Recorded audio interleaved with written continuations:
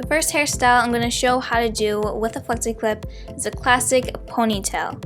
So you take the pin of a flexi clip, slide it underneath all of your hair, and once it's on the other side, you slide it through the loop of the flexi clip and secure it in one of the notches. If you don't know your flexi clip ponytail size, there's a whole video on this channel explaining it, so I'll put the link for that video in the description below just in case you want to know your flexi size.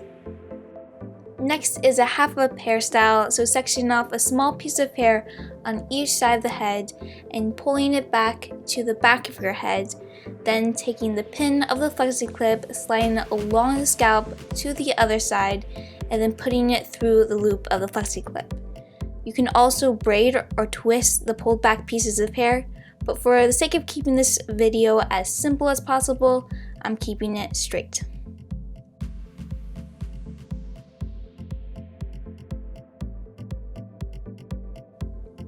Next, we move on to a classic bun.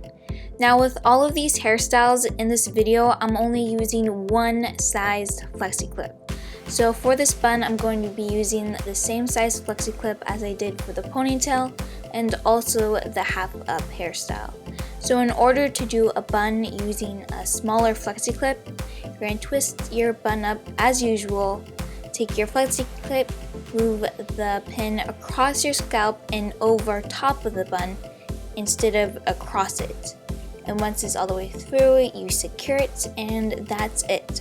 So that's how you do a bun using a small flexi clip. You just go over top of the bun instead of across it. The last hairstyle is a half ponytail side braid. So you're going to start braiding your hair like a regular side braid, but you're not going to braid all the way down. So you're just going to braid your hair just a couple times, and then once you've braided it as much as you like, you're going to grab your flexi clip, pull the pin underneath the braid, through the loop, and secure it in one of the notches.